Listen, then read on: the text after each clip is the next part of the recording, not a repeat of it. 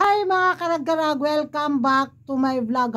Gardo Versosa tayo for tonight. Chismisan mga karag-karag. Sa dami ng mga chismis sa Miss Universe 2025.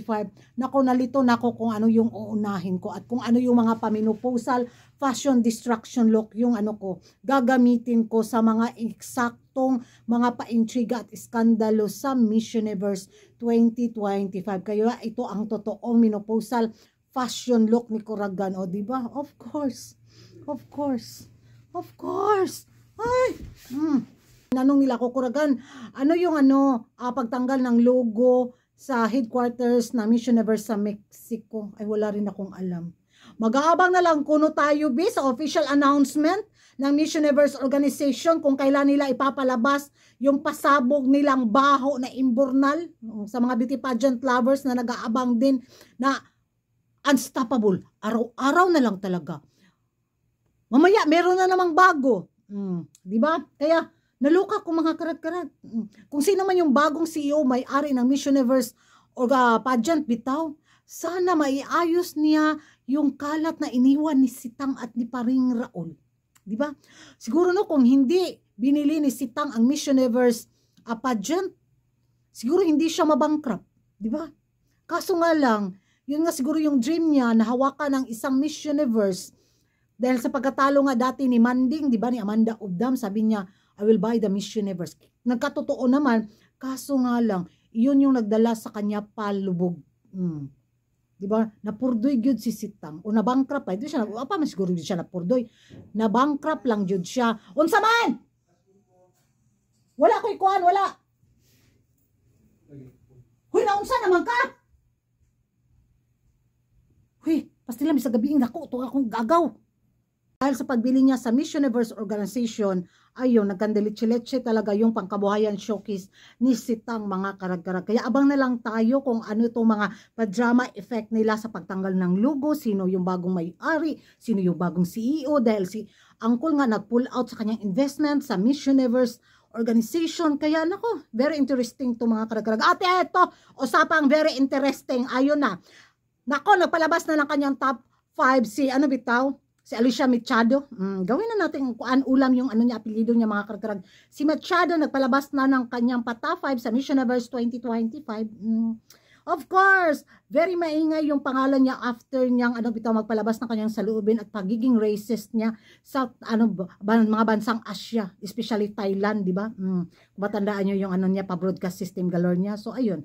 Ngayon na naman sa isang pa-interview, nagpalabas na siya ng kanyang official top 5 sa Miss Universe 2025. At watch this mga karag-karag. Sa ating pagkachismosa, of course, i-share ko rin sa inyo mga nagsagap kong chismis. Di ba? Para may pagchichismisan tayo. Okay, ganun. Para happy-happy yung mga natin. Hemoglobin galore. Un poco al lado la polémica, quiero que me des tu top 5 antes. Bueno, primero que todo, mi reina Esmeralda, mi niña Yamilex, en primer lugar, Miss Universe Latina. En segundo lugar, por supuesto, México. En tercer lugar, me gusta mucho Costa Rica. Bella. En cuarto lugar, me gusta mucho Colombia. Me gusta, no la he hecho un caso, pero me parece una taza. Y me gusta mucho, me gusta Chile. Chile muy linda. Muy linda. Muy linda. Me gusta la chilena y como que es medio así, como que es medio rebelde, como que influencer antes de ser lo que me gusta. So yan ang mga karag-karag, narinig at panood na ninyo ang official top 5 ni Alicia Machado. Gawin na nating Alicia Ginamos, Alicia Tinabal, Alicia Uyap, Alicia Dayok. Tapos, nako, sa kanyang top 5, well, respetuhin natin kasi yun yung nagustuhan niya. Doon siya kinilig. Dahil bagay naman yung niya, yung mga napili niya na mga very atichona bitaw ng mga kandidato. Of course, ipapasok niya talaga si Inday Mexico. Si Inday Fatima, dinipinsahan niya yun, tapos hindi niya ipapasok. Masyado siyang plastic kada kung hindi niya ipapasok si Mexico sa top 5. At, well, Colombia, pasok sa kanya. Agree ako, ipapasok niya si Colombia. Wala akong hanas kay Colombia, mga karag-karag, kasi very, very bigaon dyan kayo si Colombia. Guwapa din siya, ha. So, Miss Universe Latina, pasok sa kanya. Of course, magkapareho kami. Isa sa akin is si Universal Latina. Tapos, sino pa? Si Chile, si Chile yung kontrobersiyang, I'm addicted to you. Ganon. Ipapasok. Mahilig siya sa mga kandidatang may mga kontrobersiya, no? At saka si Costa Rica. Ay, si Costa Rica wala sa radar ko mga karag-karag. Sana magkamali si Alicia Machado. Sa kanyang pa top 5 galore. Di ba? Sabi nga nila baka daw ma-perfect daw ni Alicia Machado ang kanyang top 5 kasi di ba Miss Universe siya. Nanalo siya sa Corona so alam niya alam at kaya daw niyang basahin bitaw ang isang kandidata para sa Corona.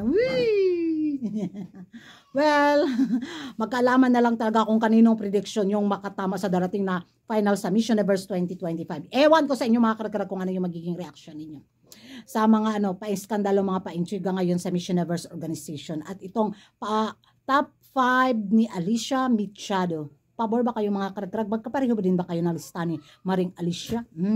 Magiging reaction ko lang sa top 5 ni Aling Alicia Machado at sa pa-iskandalo ng Miss Universe organization mga karag-karag. I'm addicted to you!